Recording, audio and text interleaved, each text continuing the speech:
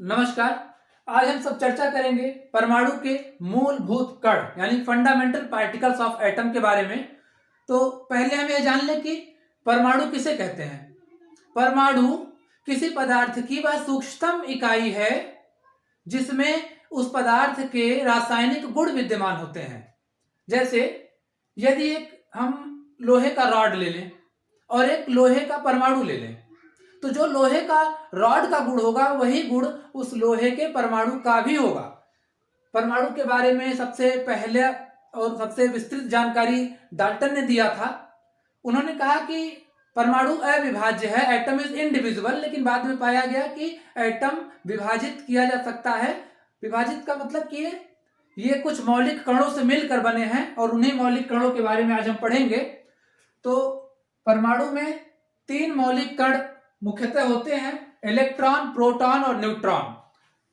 मैं मौलिक कणों के खोजकर्ता का नाम भी लिखा हूं और कण पर आवेश कितना है और भार क्या है ये भी इस टेबल में है। तो इलेक्ट्रॉन का खोज जे थॉमसन ने किया था, प्रोटॉन का खोज ई गोल्डस्टीन ने किया था और न्यूट्रॉन का खोज जेम्स चैडविक ने किया था।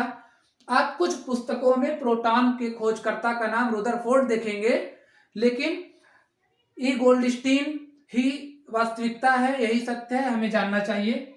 आवेश देख लें कि इलेक्ट्रॉन पर और प्रोटॉन पर दोनों पर समान आवेश होते हैं। अंतर बस ये है कि इलेक्ट्रॉन पर नेगेटिव चार्ज होता है और प्रोटॉन पर पॉजिटिव चार्ज होता है, लेकिन वैल्यू दोनों का समान है, 1.6 × 10⁻⁻19 कूलम।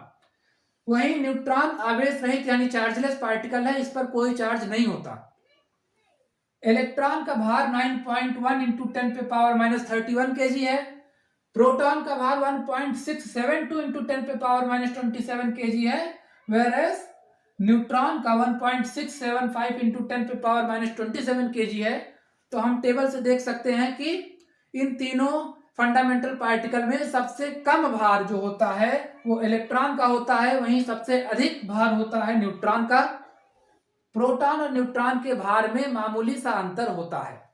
जैसे ये न्यूक्लियस है, नाभिक है, और इसके किनारे किनारे हम जानते हैं कि इलेक्ट्रॉन घूमते रहते हैं।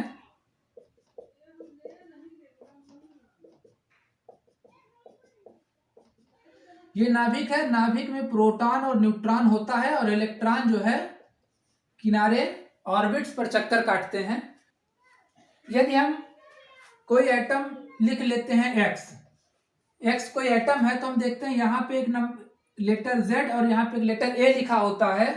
तो Z का मतलब होता है एटॉमिक नंबर यानी परमाणु संख्या, और A का मतलब होता है मास नंबर यानी द्रव्यमान संख्या, और X क्या है, ये परमाणु है। तो ये जो Z होता है एटॉमिक नंबर मतलब कि number of proton present in an atom.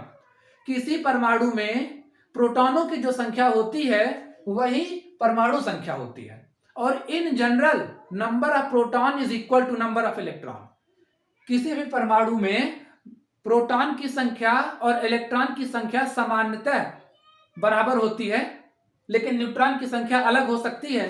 तो न्यूट्रॉन की संख्या, ये हम पहले एक उदाहरण ले लें। मान लीजिए हम लिखे हैं यहाँ सोडियम, यहाँ 11 और यहाँ 23 लिखा होता है। तो 11 का मतलब हो गया कि प्रोटॉन की संख्या 11 होगी और इलेक्ट्रॉन की भी संख्या 11 होगी, यानी नंबर ऑफ प्रोटॉन कितना हो जाएगा, 11, और वहीं नंबर ऑफ इलेक्ट्रॉन कितना हो जाएगा, ये भी हो जाएगा 11। अब यदि हमें नंबर ऑफ न्यूट्रॉन पता करना है तो उसके लिए फॉर्मूला होता है नंबर ऑफ न्यूट्रॉन बराबर होता है A - ZQ। A का मतलब है द्रव्यमान संख्या। द्रव्यमान संख्या का मतलब कि किसी परमाणु के नाभिक में प्रोटॉन और न्यूट्रॉन की संख्या का योग। तो द्रव्यमान संख्या में से हम परमाणु संख्या को घटा देंगे, यानी 23 में से हम इस 11 को घटा देंगे तो आएगा 12।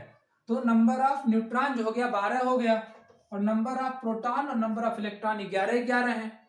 तो इस टॉपिक में यदि किसी को कोई समस्या है तो आप कमेंट सेक्शन में पूछेंगे। धन्यवाद।